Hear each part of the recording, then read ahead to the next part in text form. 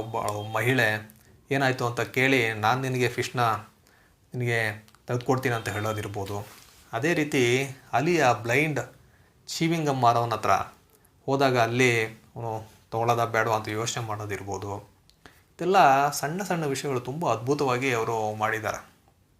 ಇನ್ನು ಈ ಚಿತ್ರದ ಆ್ಯಕ್ಟಿಂಗ್ ಪರ್ಫಾರ್ಮೆನ್ಸ್ ನಾವು ನೋಡಿದ್ರೆ, ಈ ರಜಿಯಾ ಆಗಿ ಆ್ಯಕ್ಟ್ ಮಾಡಿರುವಂತಹ ಪುಟ್ಟ ಹುಡುಗಿ, ಅವಳ ನಿಜವಾದ ಹೆಸರು ಐದಾ ಮೊಹಮ್ಮದ್ ಖಾನಿ ಅಂತ.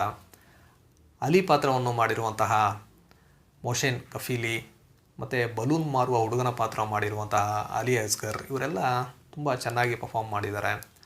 ಎಸ್ಪೆಷಲಿ ಈ ರಜಿಯಾ ತೋರಿಸುವಂತಹ ಫೇಶಿಯಲ್ ಎಕ್ಸ್ಪ್ರೆಷನ್ಸ್ ಇರ್ಬೋದು, ಅದರೊಳಗೆ ಒಂದು ಇನ್ನೋಸೆನ್ಸು, ಅವಳು ಅಳೋದಿರ್ಬೋದು, ನಗೋದಿರ್ಬೋದು, ಎಲ್ಲ ತುಂಬ ಕ್ಯೂಟಾಗಿ ಇನ್ನೋಸೆಂಟ್ ಆಗಿರುತ್ತೆ. ಈ ಚಿತ್ರದ ಇನ್ನೊಂದು ಹೈಲೈಟ್ ಏನಂದರೆ ಇದರ ಸಿನಿಮಾಟೋಗ್ರಫಿ. ಇದರ ಮಾಡಿದವರು ಫರ್ಜಾದ್ ಸದಾದ್ ಅಂತ. ಅದೇ ರೀತಿ ಇದರೊಳಗೆ ಬರುವಂತಹ ಸಣ್ಣ ಸಣ್ಣ ಟೆಕ್ನಿಕ್ಸ್, ಅಂದರೆ ಈ ರಜಿಯಾ ಮತ್ತು ಅಲಿಯ ತಂದೆ ಏನಿದ್ದಾರೆ ಅವ್ರನ್ನ ಸ್ಕ್ರೀನಲ್ಲಿ ತೋರಿಸೋದೇ ಇಲ್ಲ, ಆದರೆ ಅವ್ರ ಪ್ರೆಸೆನ್ಸ್ ಇರುತ್ತೆ. ಹೇಗಂದರೆ ಅವ್ರ ವಾಯ್ಸ್ ನಮಗೆ ಕೇಳಿಸ್ತಾ ಇರುತ್ತೆ. ಹೀಗೆ ಮತ್ತು ರೇಡಿಯೋದಲ್ಲಿ ನ್ಯೂ ಇಯರ್ದ ಅನೌನ್ಸ್ಮೆಂಟ್ ಇರ್ಬೋದು, ಆ್ಯಂಬಿಯನ್ಸು, ಮತ್ತು ಒಂದು ಮಾರ್ಕೆಟ್ ಪ್ಲೇಸಲ್ಲಿ ಬರೀ ಶಾಪ್ಸು, ಇದನ್ನ ಇಟ್ಕೊಂಡೇ ಅವರು ಇಡೀ ಮೂವಿನ ಮಾಡಿರ್ತಾರೆ. ಹೀಗೆ ಆದಷ್ಟು ರಿಯಲಿಸ್ಟಿಕ್ ಆಗಿ, ಸಿಂಪಲ್ ಆಗಿ, ಬಟ್ ಅದೇ ಸಮಯದಲ್ಲಿ ಒಂದು ಇಂಟ್ರೆಸ್ಟಿಂಗ್ ಆದ ಪ್ಲಾಟ್ನ ಇವರು ಯೂಸ್ ಮಾಡಿಕೊಂಡು ಒಂದು ಮನುಷ್ಯರ ಸ್ವಭಾವಗಳನ್ನ ಹೇಳೋ ಪ್ರಯತ್ನವನ್ನು ಈ ಚಿತ್ರದಲ್ಲಿ ಮಾಡಿದ್ದಾರೆ. ಈ ಜಾಫರ್ ಪನಾಹಿ ಏನೇ ಇದ್ದಾರೆ, ಇವರು ಇರಾನ್ನ ಇಂಪಾರ್ಟೆಂಟ್ ಆದ ಡೈರೆಕ್ಟರ್ಗಳು.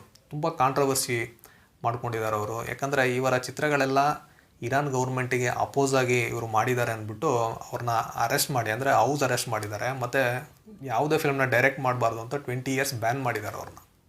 ಆದರೂ ಅವರು ಅದನ್ನೆಲ್ಲ ಮೀರಿ ಹಲವಾರು ಚಿತ್ರಗಳನ್ನು ಮಾಡೋ ಪ್ರಯತ್ನವನ್ನು ಮಾಡಿದ್ದಾರೆ. ಈ ಚಿತ್ರ ಅಂದರೆ ದಿ ವೈಟ್ ಬಲೂನ್ ಚಿತ್ರದ ಕತೆ ಏನಿದೆ, ಇದನ್ನು ದಿ ರೆಡ್ ಬಲೂನ್ ಅನ್ನೋ ಫ್ರೆಂಚ್ ಚಿತ್ರದಿಂದ ಇನ್ಸ್ಪೈರ್ ಆಗಿ ಮಾಡಿದ್ದಾರೆ ಅಂತ ಹೇಳಲಾಗ್ತಾ ಇದೆ.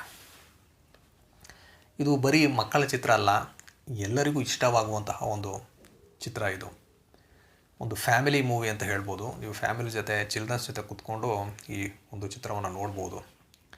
ಅಂದರೆ ನಾವು ಚಿಕ್ಕ ವಯಸ್ಸಿನಲ್ಲಿ ನಮ್ಮ ಒಂದು ಬಾಲ್ಯದಲ್ಲಿ ನಾವು ಹಲವಾರು ವಿಷಯಗಳನ್ನು ಕಳ್ಕೊಂಡಿದ್ದೀವಿ. ಏನೋ ಒಂದು ಕಳೆದಾಕಿರ್ತೀವಿ, ಅದನ್ನು ನಮ್ಮ ಪೇರೆಂಟ್ಸ್ ಹತ್ರ ಹೇಳೋಕ್ಕಾಗದೆ ಭಯ ಪಟ್ಕೊಂಡಿದ್ದಿರ್ತೀವಿ. ಇಂತಹ ಸನ್ನಿವೇಶಗಳೆಲ್ಲ ಎಲ್ಲರೂ ಫೇಸ್ ಮಾಡಿದ್ವಿ. ಅದೇ ರೀತಿ ಯಾವುದೋ ಒಂದು ವಸ್ತುವನ್ನು ಅಥವಾ ಏನೋ ಒಂದು ನೋಡಿದಾಗ ಅದು ಬೇಕು ಅಂತ ನಾವು ನಮ್ಮ ಪೇರೆಂಟ್ಸ್ನ ಹತ್ರ ಹೋಗಿ ಅವ್ರ ಹತ್ರ ಹಠ ಮಾಡಿದ್ದೆಲ್ಲ ಉಂಟು. ಈ ರೀತಿ ಇದ್ದಂತಹ ನಮ್ಮ ಬಾಲ್ಯ ನಾವು ಬೆಳೀತಾ ಹೋದಂಗೆ ಆ ಒಂದು ಬಾಲ್ಯದ ಒಂದು ಮುಗ್ಧತೆ ಏನಿತ್ತು, ಒಂದು ನಿರ್ಮಲವಾದ ಮನಸ್ಸು ಏನಿತ್ತು, ಅದೆಲ್ಲವನ್ನು ಕಳ್ಕೊಳ್ತಾ ಬೆಳಿತೀವಿ ನಾವು. ಇದನ್ನೆಲ್ಲ ಈ ಚಿತ್ರದಲ್ಲಿ ನಾವು ಗಮನಿಸ್ಬೋದು. ಒಂದು ಒಳ್ಳೆಯ ಅದ್ಭುತವಾದ ಚಿತ್ರ ಇದು, ಇರಾನ್ನ ಮೂವಿ ದಿ ವೈಟ್ ಬಲೂನ್. ಯಾವಾಗಲಾದರೂ ಸಮಯ ಸಿಕ್ಕಿದ್ರೆ ನೀವು ಈ ಚಿತ್ರವನ್ನು ಒಮ್ಮೆ